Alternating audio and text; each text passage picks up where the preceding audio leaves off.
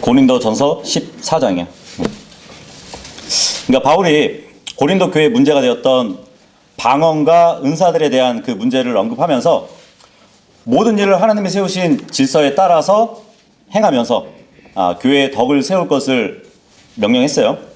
아무리 하나님께서 주신 은사라 할지라도 교회를 세우지 못하면 교회를 어지럽히는 악한 결과를 가져올 수 있는 것을 경고했단 말이에요.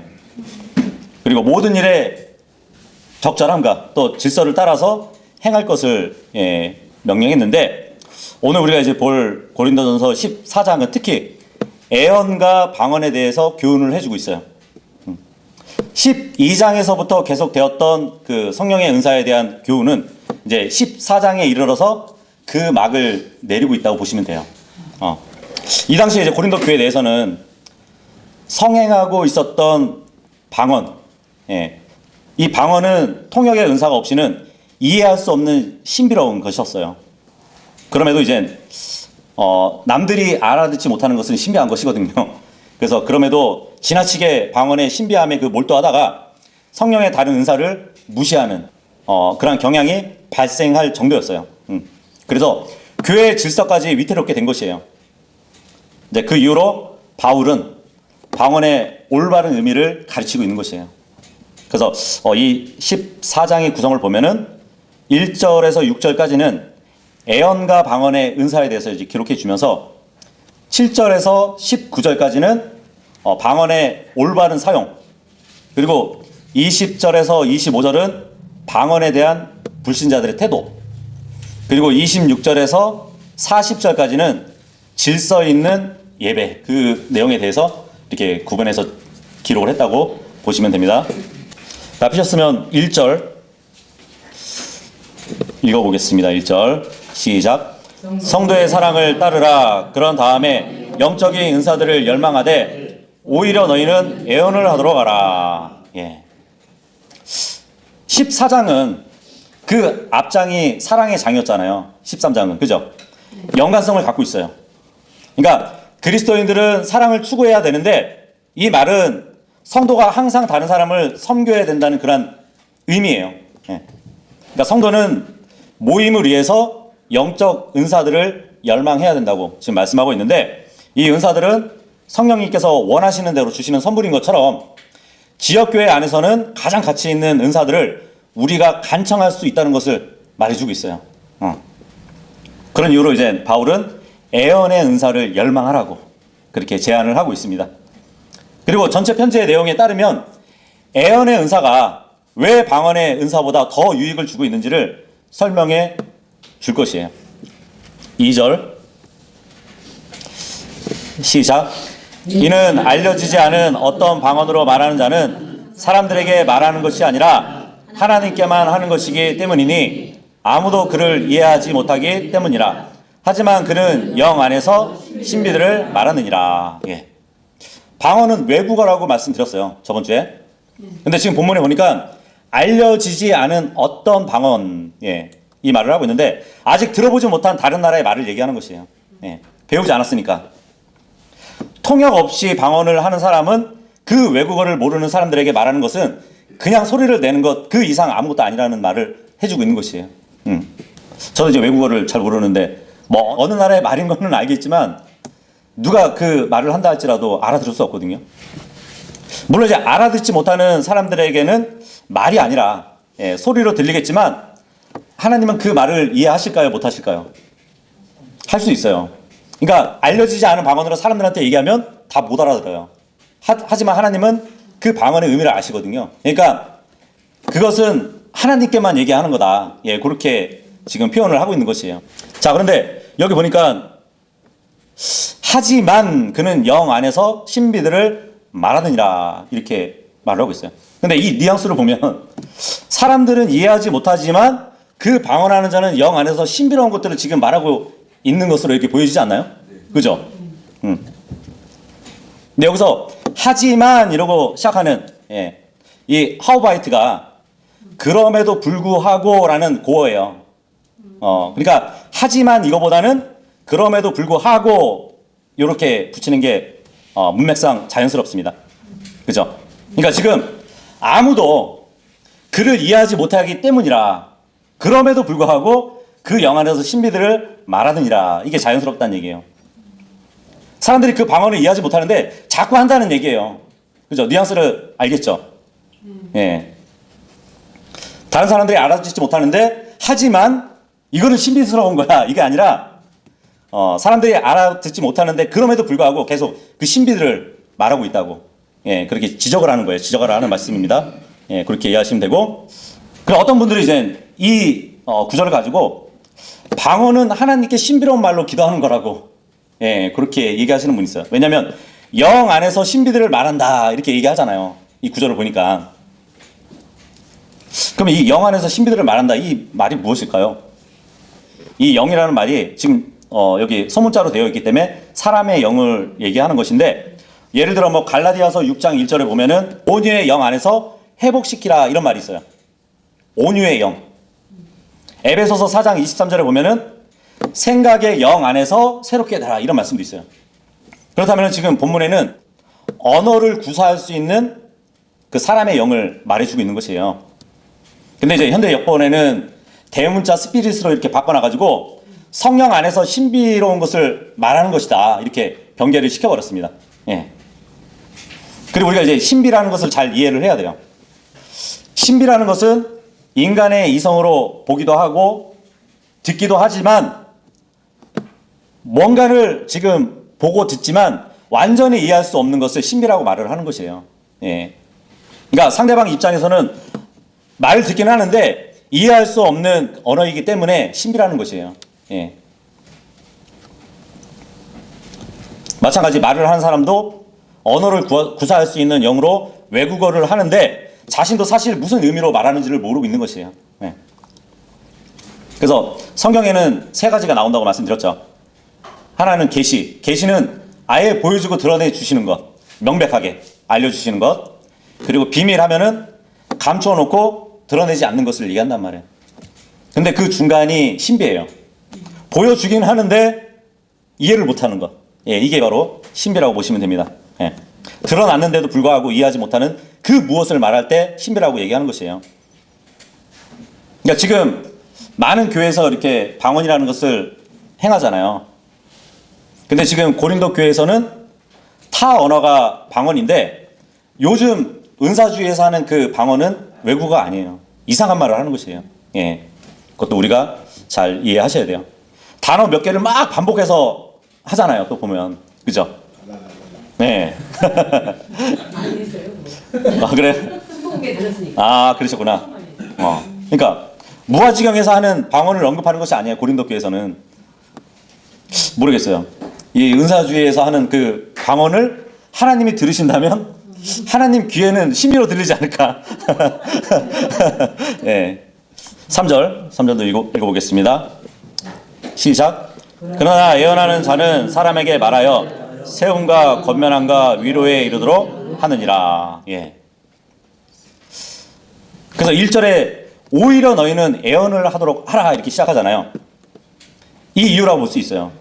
3절의 이유 때문에 1절에 보니까 오히려 너희는 예언을 하도록 하라 이 말씀을 하시는 거란 말이에요. 여기서 뭐 1절에 오히려 뭐 차라리 최상급의 은사라기보다는 비교급으로 이렇게 쓰였다 보시면 됩니다. 예. 그러니까 바울은 방언의 은사와 비교해 보면 예언의 은사가 더 나은 것이라고 지금 말해주고 있는 것이에요. 방언과 다르게 예언은 다른 사람에게 말해주면서 알아듣잖아요. 알아들을 수 있기 때문에 세워주고 권면해주고 위로해줄 수 있다는 것이에요. 그래서 예언하는 사람이 다른 사람에게 큰 영향을 줄 수 있는 이유는 알아들을 수 있는 사람의 언어이기 때문에 유익이 된다는 것이에요. 4절 시작. 알려지지 않은 어떤 방언으로 말하는 자는 자신을 세우느니라. 그러나 예언하는 자는 교회를 세우느니라. 예. 자신을 세운다. 자신을 세운다는 것은 이기적인 일이에요. 그죠? 우리가 전장에서 봤듯이 성도는 성장을 해야 되는데 자기만 생각하는 사람은 아직 어린아이라고 말씀해 주고 있어요. 그렇잖아요. 아이들 보면은 자기 것만 생각하잖아요. 남을 생각하지 않고. 그래서 지금 자신을 세운다는 말은 지금 부정적인 말씀이에요. 하지만 우리가 영적으로 성장하면 어린아이의 일들을 벌이게 되는데 어린아이의 일이라는 것은 오직 자기 자신 것만 생각하는 일이에요. 구원받은 지 수십 년이 되었지만 여전히 자기 자신만을 세우는 사람들도 있습니다. 예. 막 교회 와서 자신을 막 대접하지 않는다고 생각하면 막 화를 내요. 예. 아, 이 교회가 왜 나를 위해서, 나의 가족을 위해서 이런 것을 해주지 않지? 막 그러면서 예, 화를 낸단 말이에요. 결국 다른 교회로 막 떠나버리고 하죠. 근데 다른 교회 가서도 자기를 신경 써주지 않으면 또 삐쳐가지고 다른 교회로 떠나요. 이것이 바로 어린아이의 일이에요. 그러니까 어린아이는 자신이 섬김을 받으려고 하지 다른 사람을 섬기려 하지 않기 때문이에요. 그래서 어린아이는 자기 자신만을 생각한다는 것이죠. 다른 사람을 섬기기 시작한다면 어린아이의 일을 벌이게 되는 것이에요. 예. 결혼도 마찬가지잖아요. 자신만을 생각하면 행복한 결혼 생활이 될 수 없잖아요. 상대방을 존중해 주고 섬겨야 되고 그래야 행복한 결혼 생활이 될 수 있거든요. 그렇지 못한 남편을 보면 뭐 아내들이 하는 말이 있죠. 내가 아이 하나를 더 키운다고. 그죠? 그러니까 행복한 교회 생활도 마찬가지예요. 섬김을 받으려 하지 말고 다른 사람을 섬겨야 행복한 교회 생활이 될 수 있거든요. 그래서 그것이 어린아이의 일을 버리고 장성한 사람으로 성장해 나가는 길이에요. 우리 모두는 그리스도 안에서 하나로 연결되어 있잖아요. 네. 그래서 우리가 다른 사람을 섬겨야 하는 이유입니다. 자, 그런데 여기 보니까 다시 본문을 보니까 알려지지 않는 어떤 방언이 왜 교회를 세워주지 못하는지 예를 하나 들자면 바벨탑 사건으로 들 수 있을 것 같아요. 창세기 11장 한번 보도록 할까요? 창세기 11장 5절하고 6절을 읽어보도록 하겠습니다. 창세기 11장 5절하고 6절. 이 창세기 11장에 보면은 이제 인간들이 하나의 탑을 세우기 위해서 모이거든요. 근데 탑을 하나의 탑을 세우게 된 원인의 배경이 뭐냐면 그들의 언어가 하나였기 때문이래요. 그러니까 인간의 언어는 본래 하나인데 하나님의 선물이었던 이 언어가 하나라는 것은 사람들을 하나의 공동체로 이렇게 모아주는 역할을 하기 때문에 하나의 언어로 사람들이 모이고 하나의 생각을 갖게 된 것이에요. 창세기 11장 5절 6절 시작. 이에 주께서 사람들의 자녀들이 건설한 그 도시와 그 탑을 보려고 내려오셨더라. 그러고 나서 주께서 이같이 말씀하셨느니라. 보라, 백성이 하나요 그들이 모두 하나의 언어를 가지고 있기에 그들이 이 일을 시작하였도다. 그런즉 이제 그들이 하려고 구상해 온 것은 아무것도 저지르지 않을 것이라. 예. 탑을 하나 세우는데 하나의 언어로 사람들이 모아서 세우고 있어요. 그러면 교회가 세워지려면 모두가 함께 알아들을 수 있는 성경 말씀으로 하나가 돼야 돼요. 그죠? 예.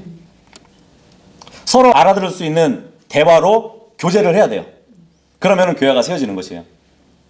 7절하고 8절 시작. 자, 우리가 내려가자. 그리고 거기서 그들의 언어를 혼란스럽게 하여 그들이 서로의 구어를 이해하지 못하도록 하자. 그렇게 하여 주께서 그들을 거기서부터 온 땅의 표면 위에 널리 흩으셨으니 그들이 그 도시를 건설하는 것을 그만두었더라. 예. 잘 세워지고 있었어요, 탑이. 근데 하나님은 서로가 알아들을 수 없도록 언어를 나눠버리셨어요. 그랬더니 서로가 알아들을 수 없게 되자 흩어져 버린 거예요. 세워지다 마는 거죠. 마찬가지 교회도 알아듣지 못하는 말로 서로 주고받으면 교회가 세워질까요? 예, 세워지지 않아요. 예. 고린도전서 본문 다시 들어오면 그러나 애언하는 자는 교회를 세우느니라 이 말씀을 하고 있습니다.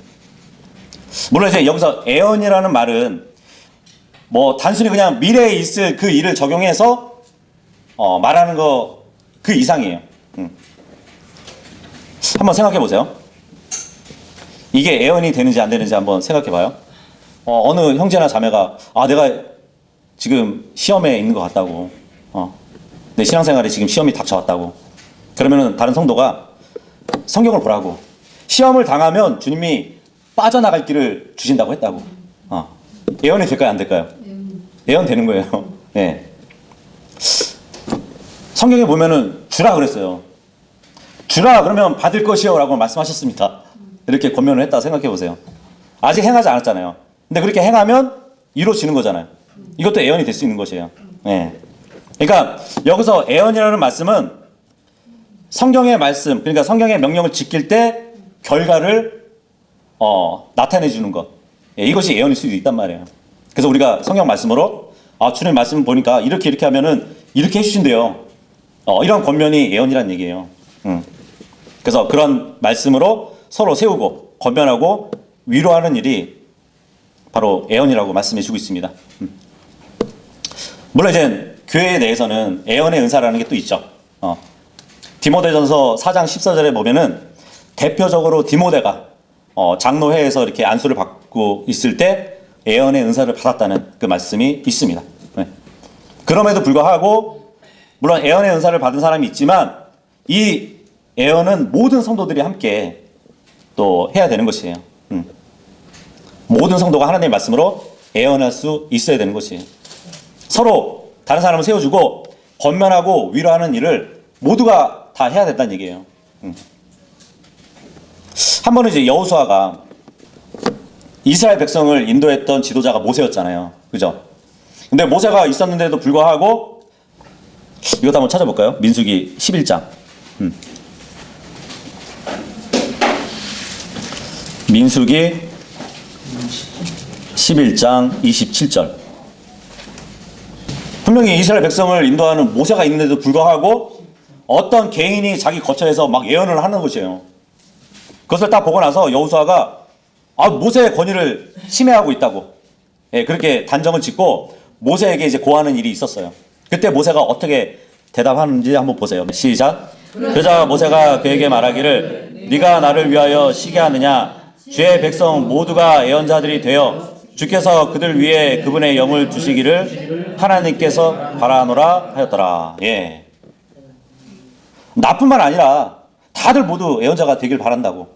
예. 마찬가지예요. 고린도 본문에서도 우리가 모두가 다 서로가 서로를 세워주고 권면하고 위로를 해줄 수 있어야 돼요. 예언의 은사가 있지만 모두가 다 예언을 해야 된다는 얘기예요. 마치 교회 복음 전도자의 은사가 있어요. 그렇다고 그분만 복음을 전하는 게 아니잖아요. 그죠? 복음 전도자의 은사를 갖고 있는 사람이 있지만 모두가 복음을 전하는 것과 마찬가지로, 예, 모두가 성도들에게 예언을 통해서, 예, 권면해 줘야 된다는 얘기예요. 그러니까 교회를 세울 수 있는 거예요. 돌아와서 5절, 14장 5절 읽겠습니다. 시작. 나는 너희 모두가 방언들로 말하기를 바라지만 그보다는 오히려 너희가 예언하기를 바라노라. 이는 그가 통역하여 교회가 세움을 받게 하는 것이 아니라면 예언하는 자가 방언들로 말하는 자보다 더 훌륭하기 때문이라. 자, 여기서 주의할 것이 하나 있어요. 나는 너희 모두가 방언들로 말하기를 바라지만, 여기서 너희는 온 교회가 아니라 형제들을 대상으로 얘기하고 있는 것이에요. 여기서 너희는 다 형제들을 얘기하는 거예요. 그러니까 전체 문맥을 다 보면 너희 모두 형제들아, 이것을 교차하면서 지금 사용하고 있습니다. 문맥에. 그 결정적으로 34절에 보면 너희의 여자들을 잠잠하게 하라, 이 말씀을 하잖아요. 그러니까 지금 사도 바울은 고린도 교회 성도들에게 교훈을 주는데 형제들을 대상으로 해서 지금 얘기하고 있다는 거예요. 14장은 다. 그렇다면 방언이라는 것도 여자들이 아니라 남자들만 할 수 있는 것이에요. 예. 그럼에도 바울은 형제들에게 차라리 예언을 하라고 지금 권면하고 있습니다. 예. 4절에 따르면 알려지지 않은 어떤 방언으로 말하는 자는 자신을 세운대요. 근데 오해하지 말 것은 방언을 알아들을 수 있다면, 그 사람들에게 말한다면 교회를 세울 수는 있어요. 예. 알아듣지 못하기 때문에 교회를 세우지 못하는 거지, 알아들을 수 있는 방언으로 말한다면 교회를 세울 수 있는 것이에요. 방언도. 요즘은 뭐 글로벌하게 여러 나라의 목사들이 초청하잖아요. 그죠? 예. 근데 그 초청된 목사가 외국어로 이렇게 얘기하면, 설교를 하면 옆에서 통역을 해줘요. 그죠? 그렇다면 교회 성도들이 그 말씀을 듣고 세움을 받는다는 얘기예요. 외국어로 설교하면 통역해 주는 사람이 한국말로 이렇게 전달해 주겠죠? 그러면 청중들이 이해를 하겠죠? 그럼 하나님의 사랑과 은혜를 받는다는 얘기예요. 그런데 통역하는 사람이 없다면 아무리 설교를 잘하는 외국인 목사가 딱 강단에 섰다 할지라도 우리나라에서 가장 설교를 못하는 목사보다 더 훌륭해지지 않는 것이에요. 6절에서 8절까지 읽겠습니다. 시작. 이제 영들아, 만일 내가 방언들로 말하면서 너에게 나가는데 내가 너에게 계시로나 지식으로나 예언함으로나 교리로 말하지 아니한다면 내가 너에게 무슨 유익이 주겠냐. 또한 필이든 하프든 심지어 생명이 없는 것들조차 소리를 내는데 그것들이 소리들에 있어서 구분을 주지 아니하면 필이나 하프로 무엇이 연주되었는지 어떻게 알게 되겠느냐. 그러므로 만일 나팔이 불확실한 소리를 낸다면 누가 스스로 준비 채비를 하겠느냐. 외국인을 강단에 딱 세워놓고 계시를 말하고 지식을 말하고 예언을 말하고 교리를 가르친다면 알아듣지 못하는 청중에게 무엇으로 들릴까요? 그냥 소리로 들릴 뿐이에요. 이해하지 못하기 때문에. 그죠? 그래서 7절에 보니까 지금 악기를 실내로 들고 있는데 필이나 하프가 악보에 따라서 정확한 음을 내지 않는다면 아무도 어떤 연주를 하고 있는지 모를 거예요. 그죠? 생명이 없는 악기라 할지라도 최상의 음악을 연주하려면 주어진 악보에 따라서 정확한 연주와 음정 그리고 명쾌한 장단이 함께 어우러져야 정말 아름다운 음악이 나오는 거잖아요. 뭐 동일한 원리가 있다면은 나팔을 불 때도 적용이 되죠. 군대의 나팔은 여러 방면으로 이 부는 것에 따라서 주어지죠. 그죠? 잠에서 기상할 때 부는 나팔이 있죠. 잠에서 깨어나라는 나팔이 있단 말이에요. 근데 이게 전쟁 나팔로 잘못 불려봐요. 오합지졸 되겠죠. 9절에서 11절까지. 시작. 너희도 이와 마찬가지니 너희가 이해되는 쉬운 말들을 혀로 발설하는 것이 아니라면 무엇이 언급되었는지 어떻게 알려지겠느냐. 이는 너희가 허공에 말하는 것이기 때문이라. 세상 속에 아주 많은 종류들의 음성들이 있으며 또 있겠지만 그것들 중 의미가 없는 것은 하나도 없느니라.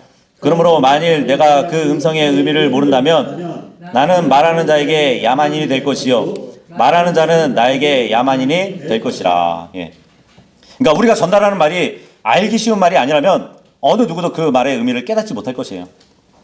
그런 말은 허공에다 떠드는 소리일 뿐이래요. 여기서 허공하면 이제 영어로 에어잖아요. 공중권세 잡은 마귀 했을 때 에어라는 말을 쓰거든요. 그럼 공중에 대고 말을 하게 되면 누가 듣겠어요? 그죠? 그래서 이렇게 혀가 분명한 소리를 내지 않으면 듣는 사람들은 말하는 내용을 구별하지 못해요. 그러니까 알아들을 수 없는 말을 듣는 자들의 마음에 아무런 영향을 끼치지 못한다는 얘기예요. 전혀 쓸모가 없는 언어가 된다는 것이죠. 우리 뭐 운전하시니까 잘 아시잖아요. 클락션 소리만 들어도 의미가 있어요. 그죠? 누가 빵 가볍게 하면은 뭐 신호 대기에서 이렇게 못 보고 있을 때 그렇게 울려주는 사람이 있고 빵 하고 길게 하면은 뭐죠? 욕하는 거죠. 우리 뭐 예전에 2002년 월드컵 때 보면은 빵 빠빵빵 아시죠? 이 클락션 하나만 해도 여러 의미가 있잖아요. 그리고 10절에 보니까 바울이 이제 세상에서 수많은 다른 종류의 소리가 있다고 언급을 하고 있는데 여기서 수많은 종류의 소리는 단지 뭐 인간의 언어 범위를 넘어가지고 여러 피조물들의 의사소통을 내포한다고 또 볼 수 있거든요. 그러니까 모든 소리까지 이제 언급을 하는데, 그러니까 앞구절의 두 소리에 대한 그 비유와 무관한 것으로 볼 수 없겠죠. 그래서 바울은 이러한 비유를 통해서 방언의 은사가 가진 약점을 지금 지적해주고 있는 것이에요. 뭐 쉽게 뭐 새소리들이나 동물들의 우는 소리를 한번 생각해 봐요. 예를 들면 뭐 짝짓기를 하는 데 있어서 새들이 구애하는 소리가 있을 것이에요. 그죠? 이동할 때 내는 소리가 있을 것이고요. 그리고 먹이를 요청할 때 또 소리가 이렇게 따로 있을 거란 말이에요. 그리고 위험을 알리는 동물들의 특이한 소리도 있대요. 그래서 바울이 말하고자 하는 것은 이 모든 소리는 제각기 분명한 의미를 갖고 있다는 얘기예요. 뜻없는 소리는 하나도 없다는 얘기예요. 그래서 각각 소리는 어떤 분명한 메시지를 전달하고 있는데 통역이 안 되는, 이 알려지지 않은 방언을 하게 되면 뜻없는 소리밖에 안 된다는 얘기예요. 인간의 언어에서도 마찬가지잖아요. 어떤 사람이 정확한 말로 이야기하지 않으면 누구도 그의 말을 이해할 수 없을 것이에요. 어떤 외국인이 다가오면 그 사람과 이야기를 원하지 않을 것입니다. 그죠? 나에게 있어서 저 사람의 말이 뜻없는 말이 될 것이기 때문에. 그래서 지금 그 마지막 부분에 이 말을 하잖아요. 그 음성의 의미를 모른다면 나는 말하는 자에게 야만인이 될 것이요, 말하는 자는 나에게 야만인이 될 것이다. 예. 서로 대화를 하는데 서로가 못 알아들어요. 그럼 서로가 야만인이 된다는 얘기예요. 재밌는 게 뭐냐면 여기서 야만인을 보면은 영어로 뭐죠? 예? 바바리안? 바바리안이죠. 바바리안. 예. 이게 헬라어 음역으로 이제 똑같이 바바리안인데 바바리맨 아니에요? 예. 고대 그리스인들이 자기들과 다른 언어를 가진 사람을 만나잖아요. 그러면 그 사람이 말하는 소리를 뭘로 들었냐면 뭐 아바바바 하는 소리로 들었대요. 그래가지고 그 야만인을 바바리안으로 이렇게 넣은 거예요. 12절에서 15절까지 시작. 너희가 영적인 은사들의 열심인 고로 너희도 바로 이와 같이 너희가 교회를 세우는 일에 탁월해질 수 있도록 구하라. 이런 이유로 알려지지 않은 어떤 방언으로 말하는 자는 자신이 통역할 수 있도록 기도하라. 이는 만일 내가 알려지지 않은 어떤 방언으로 기도한다면 나의 영은 기도하고 있어도 나의 이해하는 것은 열매를 맺지 못하느니라. 그렇다면 어찌하랴? 내가 영과 더불어 기도하겠으니 나는 또한 이해하면서 기도하겠노라. 내가 영과 더불어 노래하겠으니 나는 또한 이해하면서 노래하겠노라. 예. 바울은 지금 너희가 애언으로 교회를 세우는 일을 하든지 아니면 방언으로 교회를 세우고자 한다면 통역의 은사까지 구하라고 말을 하고 있어요. 이제 영 안에서 그 신비를 이해할 수 있는 은사를 구하라는 거예요. 네. 여기서 영은 성령이 아니라고 말씀드렸습니다. 인간의 영이에요. 자, 그런데 14절을 보니까 방언으로 기도한다는 말을 하죠. 네. 근데 여기서 바울은 방언으로 기도하라고 하는 말은 아니에요. 예. 만일 방언으로 기도한다는 그 가정을 두고 지금 말을 하고 있는 것이에요. 가정이에요, 가정. 예. 그러니까 상대방이 알아들을 수 없는 것을 알았으니까 반대로 너가 알아들을 수 없을 때를 한번 생각해 보라고. 예, 그렇게 얘기를 하면서 기도의 가정을 넣은 것이거든요. 만약에요, 지금 바울이 방언 기도를 인정하거나 독려하는 것으로 이렇게 해석하면 모순이 생겨요. 무슨 모순이 생겼냐면 바울은 분명히 통역을 위해서 기도하라고 했잖아요. 방언으로 기도하는 사람이 통역까지 기도를 해야 되나요? 네? 생각해보세요. 하나님께 방언으로 기도하는데 그것을 또 통역할 이유가 없어요. 그죠? 하나님은 다 알아들으시는데. 네.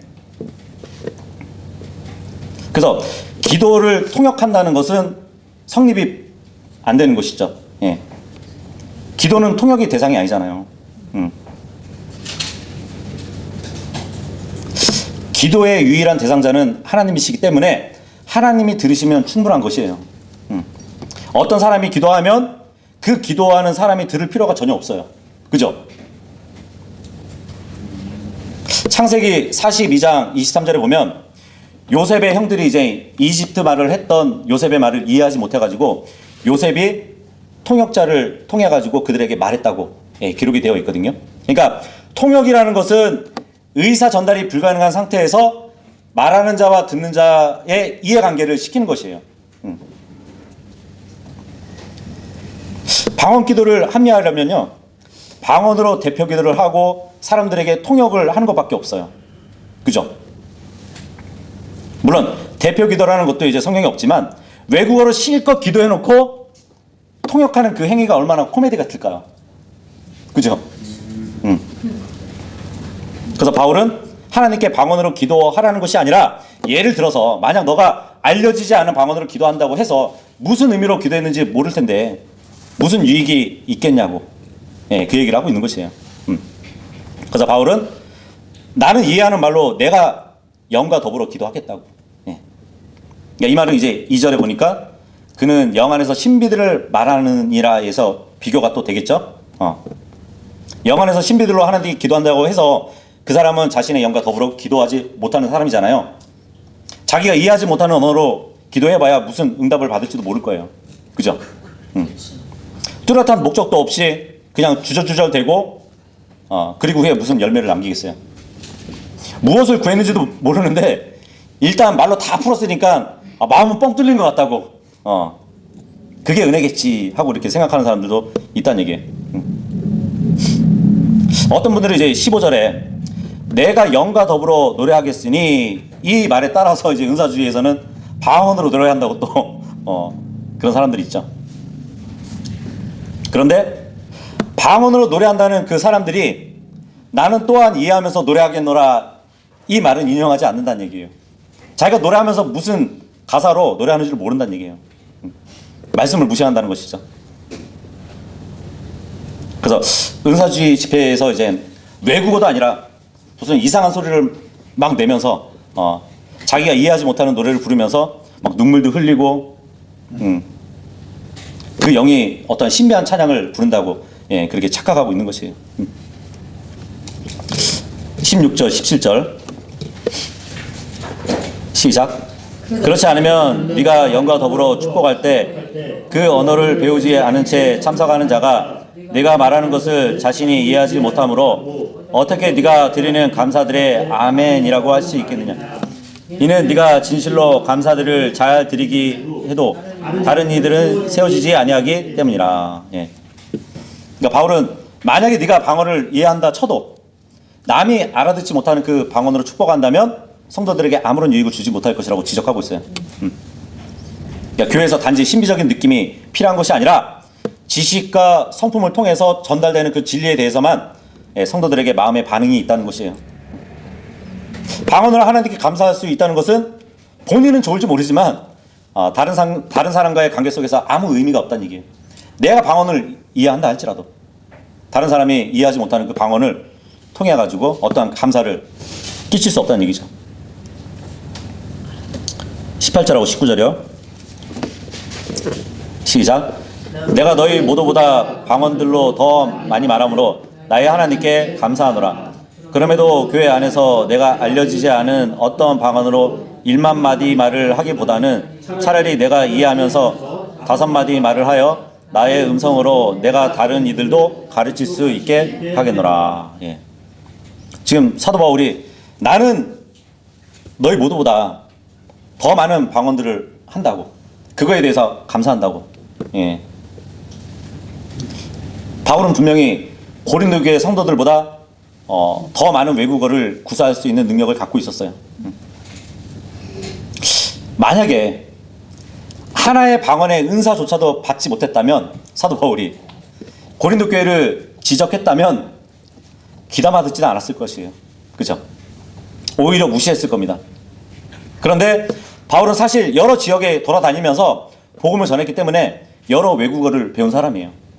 그러니까 여기서 언급한 것은 의심할 것 없이 방언의 은사, 그러니까 배우지도 않고도 특별히 구사할 수 있는 외국어를 가리키는데, 그것도 많은 외국어를 말하는 입장에서 너희를 바로 잡을 수 있는 그런 자격을 주신 하나님께 감사한다고 지금 얘기를 하고 있는 것이에요. 그렇게 탁월한 언어 능력을 소유했음에도 불구하고 바울은 외국어로 1만 마디의 말을 하는 것보다 알아듣지 못하는 이해할 수 있는 말 5마디를 해가지고 감사하게 만들겠다고, 예, 얘기를 하고 있는 것이에요. 그러니까 바울은 자신의 능력을 과시하고자 방언의 은사를 사용할 마음이 전혀 없었던 것이에요. 뭐 요약하면은 바울 사도의 이제 주된 목적은 하나님의 교회를 돕고 세우는 것이었단 말이에요. 그 이후로 이제 바울은 사람들이 이해할 수 있는 방법으로 말하겠다고 다짐을 하고 있는 것이에요. 이렇게 보면 이제 방언을 말하는 것이 뭐 정신적으로 무아지경의 상태에 막 들어가서 하는 것이 아니라는 것을 말해주고 있죠. 그죠? 그러니까 방언의 은사의 본질적인 교리를 지금 말해주고 있는데, 고린도 교회 성도들보다 훨씬 더 많은 외국어를 구사할 수 있을지라도 바울은 알려지지 않은 그 언어로 1만 마디 하는 것보다 나도 이해하고 성도들도 이해시킬 수 있는 말 5마디를 하고 싶다고 고백하고 있는 것이에요. 5마디로 그렇게 할 수 있다고 합니다. 여기서 이제 5 하면은 보통 뭐 적은 수를 의미하는 그러니까 어림수 있잖아요. 그렇게 사용했다고 보시면 되거든요. 5마디 이렇게 얘기한 것은 진짜 5마디로 이야기한다는 얘기가 아니라, 그러니까 어림잡아 5마디 정도로 그렇게 하겠다 이 말을 하고 있는 것이에요. 뭐 누가복음 12장 6절에 보면은 참새 5마리가 뭐 이 파딩에 팔리지 아니하냐 그러잖아요. 5마리. 그리고 한 집에 5사람이 분열한다는 그 말씀도 나오고요. 누가복음 14장 19절에 보면은 소 5쌍에 소를 샀다는 그런 말도 있거든요. 그러니까 어림수로 이렇게 5을 얘기하고 있는 것이에요. 그러니까 5마디 말과 1만 마디의 방언을 대조시켜 가지고 정말 마음으로 이해한 내용을 가르치기 위해서 알아들을 수 있는 말로 얘기하는 것을 지금 강조하고 있는 것이에요. 20절 읽겠습니다. 시작. 형제들아, 이해하는 데 있어서 아이들이 되지 말라. 하지만 아기에 있어서는 너희가 아이들이 되고 도리어 이해하는 데 있어서 어른들이 되라. 바울은 지금 고린도 교회 성도들의 생각이 아직 성숙하지 못했다고 지적하고 있어요. 그러니까 사도 바울은 방언을 자기 가시의 목적으로 활용하는 그 특별한 은사라고 알고 있는 그 사람들에게 아직 어린 아이들처럼 기뻐하지 말라고. 그러니까 방언을 절제하라는 권면일 수도 있겠죠. 고린도 성도들은 방언의 은사를 대단히 강조해가지고 방언의 은사를 가지고 있는지의 여부만을 중요하게 생각하고 있었던 것이에요. 아이들은 그렇잖아요. 막 화려하고 눈에 보이는 것을 좋아하잖아요. 외적으로 드러나는 그것을 좋아하기 때문에 그 외적으로 드러나는 방언을 통해서 자신의 신앙과 인격을 자랑했던 것이에요. 그래서 바울은 개인의 자랑과 이기심을 추구하는 그러한 속성을 어린아이들의 신앙이라고 규정을 했습니다. 이 영적으로 어린 그리스도인들은 항상 교리의 바람에 흔들려요. 그리고 거짓 교리에 쉽게 미혹됩니다. 방언의 은사는 거짓 교리와 미혹으로부터 아무것도 지켜주지 못해요. 방언을 한다고 해서 미혹으로부터 안전한 것이 아니라는 것이에요. 그래서 정말 이 시대는 미혹이 충만한데, 미혹이 충만한 이 시대에 우리를 지켜주는 것은 진리에 대한 사랑입니다. 그래서 만약 우리가 그리스도의 장성한 분량에 성장해서 그리스도의 몸에 유익을 끼치려고 한다면 결코 거짓 교리에 미혹되지는 않을 것이에요. 그래서 성령의 은사를 육신적인 방법이나 자기 자신을 세우는 일에 사용하지 말고 원래의 목적대로 교회를 세우는 일에 사용할 수 있는 모두가 될 수 있기를 바라겠습니다. 21절부터는 다음 주에 보도록 하겠습니다. 기도하겠습니다. 어제 오늘 고린도 교회를 통해서 방언의 은사에 대한 내용을 봤습니다. 우리에게 필요한 것은, 우리가 서로 성도에게 세워줄 수 있는 것은 알아들을 수 있는, 또한 성경에 있는 교리들입니다. 그 교리를 통해서 주님의 명령에 복종함으로써 생길 그 일들이 바로 우리가 다른 성도들에게 알려주고 권면하는 일일 것입니다. 그래서 우리가 서로가 각자가 이 말씀으로 서로를 세워주고 정말 온 교회가 성장할 수 있는 교회가 될 수 있도록 도와주십시오. 감사드리며 예수님의 이름으로 기도드립니다. 아멘.